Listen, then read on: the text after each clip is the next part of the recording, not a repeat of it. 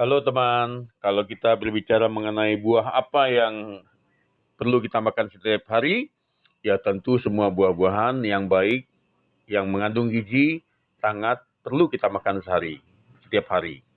Demikian juga dengan buah-buah yang diperlukan oleh jiwa kita, yaitu adalah buah pengetahuan yang baik, buah kebajikan, buah hikmat, perlu kita makan untuk jiwa kita.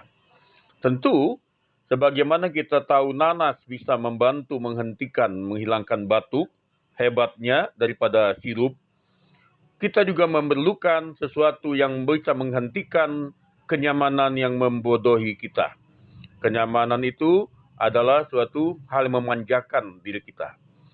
Kita tahu kalori itu adalah sesuatu hal yang diperlukan untuk tubuh kita, tetapi jangan berlebihan. Perlu ada batasan-batasannya. Perlu kita tahu, saya pernah tanya kenapa orang bisa suka makan pete. Ternyata pete banyak manfaatnya. Walaupun bagi orang yang tidak suka pete, ya karena dia hanya melihat, aduh ada baunya ya. Dan tapi kalau orang yang tahu mengolah pete, dia akan merasakan manfaatnya.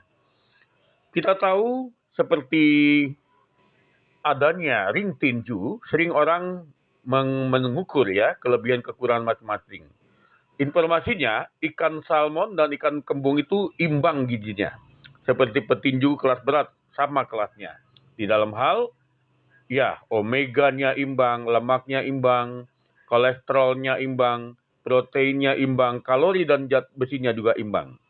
Jadi, alangkah baiknya kita memakan ikan setiap hari.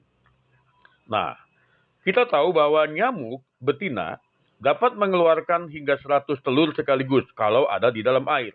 Tetapi telurnya akan mati bila tidak ada air. Sama dengan iblis suka memberikan kepada kita 100 cara untuk berdosa. Asal kita memberikan kesempatan. Asal memberikan kita hati dan pikiran. Tapi kalau hati dan pikiran kita beri kepada Tuhan, iblis tidak bisa berkembang biak dosanya di dalam diri kita. Setuju? Mari kita memberikan hati dan pikiran kita kering terhadap iblis, tapi berair untuk Tuhan. Kita tahu banyak yang bergadang, ya, tentu ada alasannya orang masing-masing ya.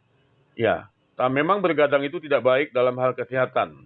Tetapi apabila terpaksa untuk pekerjaan, banyak salah berdoa supaya kita tetap kuat dan sehat.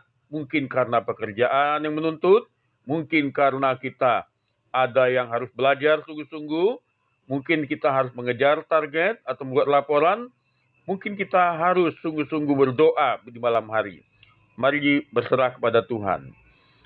Kita mengatakan bahwa contoh, kalau ada orang kemasukan semut, dia akan pergi mengatasinya dengan cara mengambil senter, mengusir yang gelap, maka senter itu akan memberikan cahaya, semut akan keluar sendiri mengikuti cahaya itu. Demikian juga apabila kita kemasukan dosa, kita perlu terang firman Tuhan yang bisa menolong kita mengeluarkan dosa dari pikiran kita. Semua teman-teman suka ikan bakar? Wah, kalau ngomong ikan bakar semuanya bikin kita lapar ya. Nah, kita perlu membakar semangat kita perlu membakar energi kita, energi semangatnya untuk semangat dan jangan dingin. Kita jangan suam-suam kuku, tapi kita perlu menyaring apa yang ada. Jangan kita telan bulat-bulat semua kendala dan masalah. Kita cari jalan prosesnya supaya mendapat yang terbaik. Cahaya sangat menolong kita di rumah. Cahaya matahari kah itu? Bisa.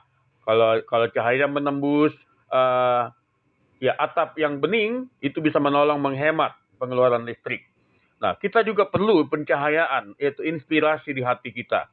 Kita perlu namanya pencerahan setiap hari. Lewat syiar agama, lewat nasihat-nasihat yang baik. Ya, hikmat itu sangat diperlukan untuk menuntun hidup kita. Kita tahu bahwa mata kita juga perlu diwaspadai, jangan sampai sering terkena pantulan radiasi dan cahaya yang menusuk.